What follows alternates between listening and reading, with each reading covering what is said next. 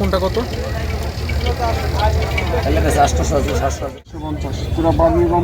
মানে বারবিকিউ সব সহ।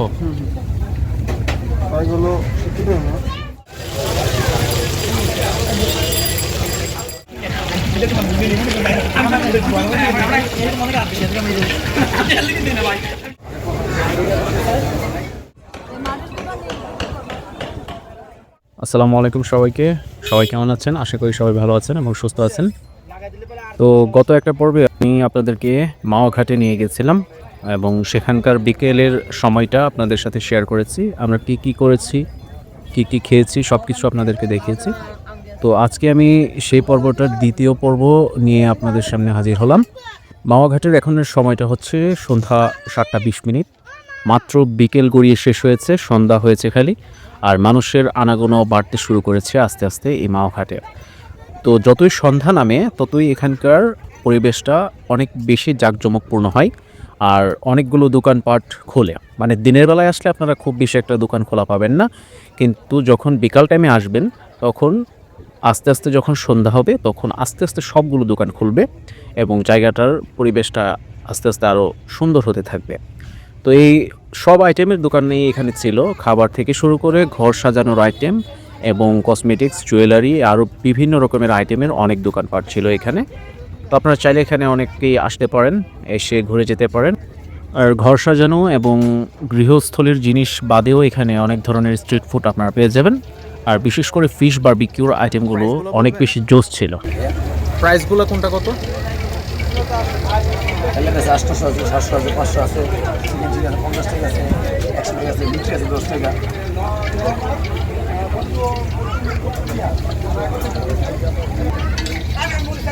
এলো তেলাপিয়া মাছ নদীর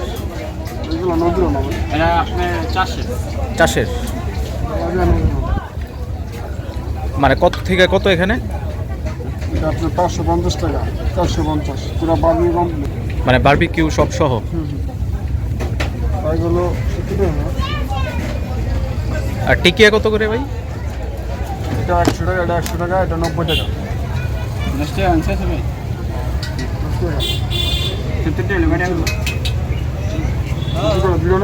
তো এখানে বিভিন্ন দামের বিক্রি করতেছিল, আপনারা চাইলে এখানে দামাদামি করে খেতে পারেন। আর 300 থেকে শুরু হয়ে 500-600 টাকা দামের এইসব ফিশ বারবিকিউ বিক্রি করে থাকে। পাশাপাশি এখানে অনেক ধরনের কাবাব আইটেম ছিল, মুরগি লেগ শুরু করে এবং আরও বিভিন্ন ধরনের টিকিয়া থেকে শুরু করে অনেক ধরনের কাবাব আইটেম সেখানে বিক্রি করতেছিল।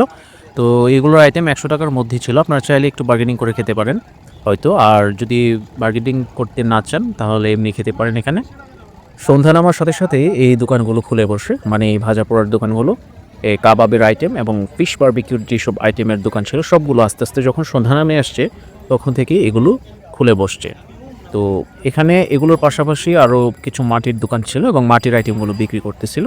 তো প্রথম আমরা যখন সেখানে আসছিলাম তখন মানে এই ধরনের আইটেমের দোকানগুলো খুব কম ছিল, এত বেশি একটা ছিল না। এগুলো এখন হয়েছে, দেখে ভালোই লাগতেছে। তো চলুন আপনাদেরকে একটু সন্ধ্যার যে মাওয়া-ঘাট এবং পদ্মা নদী সেটা আপনাদেরকে একটু দেখায়। আর এই যে দূরে যে লাইটগুলো জ্বলতেছে, এই বাতিগুলো, এটি হচ্ছে পদ্মা সেতুর লাইট। মানে পদ্মা সেতুতে সন্ধ্যাবেলা এই লাইটগুলো জ্বালানো হয়। অনেকক্ষণ হাঁটাহাঁটি এবং ঘোরাঘুরির পর আমরা চিন্তা করলাম যে আস্তে আস্তে রাত হচ্ছে এবং ডিনারের টাইম এগিয়ে আসছে। আমরা সবাই ইলিশের দোকানে গেলাম ইলিশ কিনতে এবং সেখান থেকে আমরা একটা ইলিশ কিনবো এবং ইলিশ কেনার পর আমরা সেখানে সেগুলো খাবো। তো চলুন আমাদের সাথে একটু ইলিশ কেনাটা আপনাদেরকে দেখাই, কিভাবে আমরা ইলিশ কিনছি। একটা পিস কতটুকু হয়? 800 গ্রাম পিস হিসাবে বিক্রি করেন না? কেজি এর কেজি কত? কেজি 2800। আজকে কেজি হিসাবে না পিস? দেবে না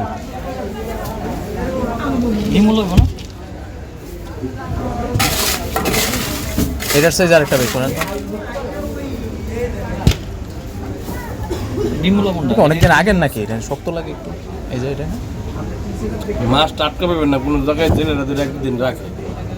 আচ্ছা, এটা ডিমুল, আরেকটা ডিমুল। অনেকগুলো দোকান দেখা দেখির পর আমরা এই দোকানের কয়েকটা ইলিশ দেখি এবং সেখানের ইলিশ অনুযায়ী দাম অনুযায়ী ভালোই বলতেছিল। যার কারণে পছন্দ হয়ে গেছে। আর এই 2টা ইলিশ আমরা কিনে নিয়েছিলাম। তো এই 2টা ইলিশ আমরা প্রায় 1600 টাকা দিয়ে কিনে নিয়েছিলাম। আর অন্যান্য যেসব দোকান ছিল তখন সেগুলো অনেক বেশি দাম চাচ্ছিল। আর যেহেতু রাতের বেলা আর কাস্টমারদের আনাগোনা অনেক বেশি, তাই তারা অনেক বেশি দাম চাচ্ছিল। তো ইলিশগুলোকে কাটাকুটি করার পর তারা একটু প্রসেসিং করার পর চুলায় বসিয়ে দিচ্ছে। সাথে বেগুন ভাজা ছিল আমাদের এবং ইলিশ মাছ এবং পাশাপাশি অনেকগুলো ভর্তার আইটেম এবং সালাদের আইটেম ছিল।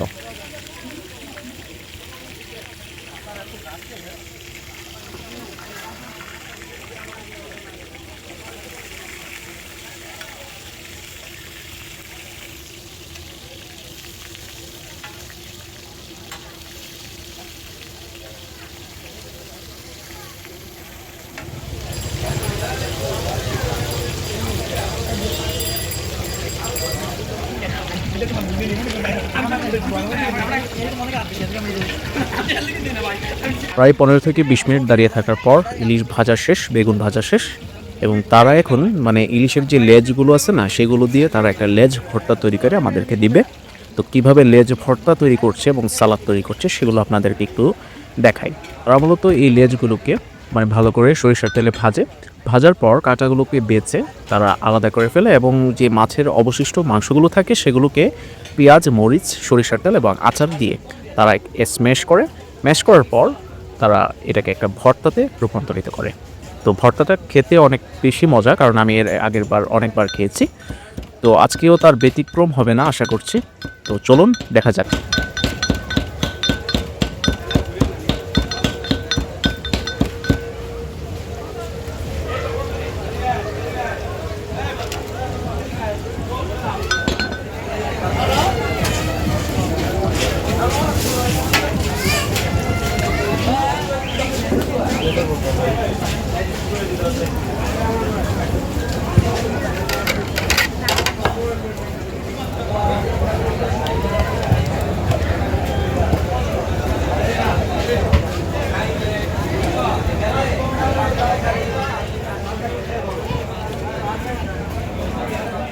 প্রায় 30 থেকে 40 মিনিট বসে থাকার পর আমাদের খাবার টেবিলে আসছে এবং খাবারগুলো ফ্রেশ এবং গরম গরম ছিল, যার কারণে দেখেই ভালো লাগতেছে। আর আমরা এখানে 3 ধরনের ভর্তা নিয়েছিলাম: কোরাল মাছের ভর্তা, লইটা শুটকির ভর্তা এবং টাকি মাছের ভর্তা। আর সাথে ছিল সালাদ, লেজের ভর্তা, আর সরিষার তেল দিয়ে একটা পেঁয়াজ মরিচের ভর্তা ছিল, আর ইলিশ মাছ এবং সাথে ছিল শুকনা মরিচ এবং বেগুন ভাজা। তো এই যে বেগুন ভাজার সাথে মাছগুলো দেখেন কেমন লাগতেছে, আর এগুলো ছিল ভর্তার আইটেমগুলো। তো আমরা সবাই একে একে খাওয়া শুরু করে দিছিলাম। এই সবগুলো একসাথে নিয়েছি। আর হচ্ছে মাওয়া ঘাটে গেলে আমার একটা অভ্যেস হচ্ছে প্লেটের মধ্যে সব ধরনের খাবার একসাথে নেওয়া এবং সেগুলো আস্তে আস্তে একটা একটা করে ট্রাই করা। আর এগুলো এত লোভনীয় ছিল যে একটা শেষ করে আরেকটা নেব এই ধরনের কোনো স্কোপ ছিল না। তো আমি সাথে কোরাল মাছের ভর্তা নিছি এবং 2টা ভর্তা যে ছিল সেগুলো স্কিপ করছিলাম, কারণ এর আগে আমি ওইগুলা খাইছি। ওইগুলো বেশি একটা ভালো লাগে না বিধায় ওইগুলা স্কিপ করছি। তো ইলিশ মাছ থেকে শুরু করে সবগুলো আইটেম অনেক বেশি মজা ছিল। বিশেষ করে এর আগের বার আমি যে গেছিলাম মাওয়াতে, তার থেকে অনেক বেশি ভালো লাগছিল এই হোটেলের খাবারগুলো। কেননা তখন যে খাইছিলাম মানে তখন কোনো স্বাদ পাই নাই। আসলে মাছ থেকে শুরু করে বেগুন ভাজি এবং ভর্তাগুলো মানে কেমন জানে লাগতেছিল তখন, মানে বেশি একটা খাইতে পারি নাই। আর আজকের যে খাবারটা ছিল সেটা মানে বলে বুঝাতে পারবো না যে আশেপাশের যে বড় বড় রেস্তোরাঁগুলো ছিল এদের মতোই অথবা এদের থেকে একটু বেটার অপ মানে ছিল আর কি। তো যাই হোক, আস্তে আস্তে খাবার শুরু করছি আমরা সবাই, আমিও খাচ্ছিলাম। তো খাবার বেশ মজার ছিল আলহামদুলিল্লাহ, এবং এক কথায় বলতে গেলে পয়সা উসুল।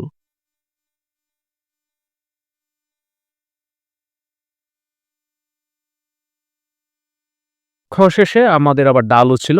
তো ডালটা নাকি স্পেশাল ডাল, আর সেই ডালটা তো ট্রাই করতে হয়। আর আসলেই নাম যেমন স্পেশাল তেমনি মোটামুটি স্পেশাল না হলেও ভালো ছিল মাওয়া ঘাটের ডাল অনুযায়ী। ডালটা বেশ ঘন ছিল এবং বেশ সুস্বাদু।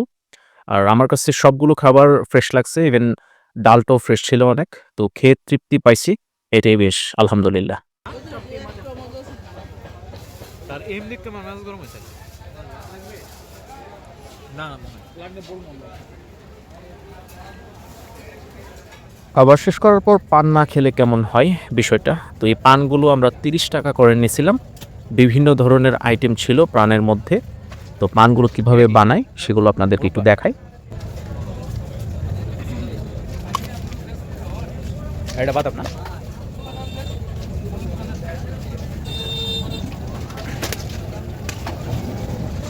কিসমিস। কত পান ভাইয়া? ওর মুখ চুলাই এটা কি খেজুর নাকি? খেজুর। পান মশলা, চিরা চিরা, এটা পান মশলা মানে।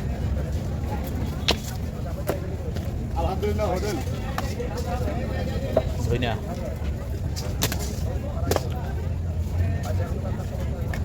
এটা পুরো পানের মশলা।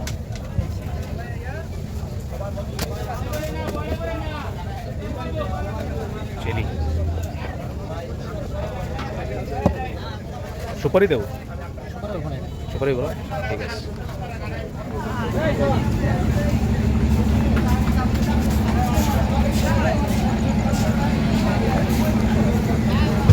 এখানে ইলিশ মাছ খাওয়ার পরে যদি আপনারা ফাস্ট ফুড খাইতে চান এখানে আসতে পারেন। ফাস্ট ফুডের আইটেম আছে এই জায়গায়।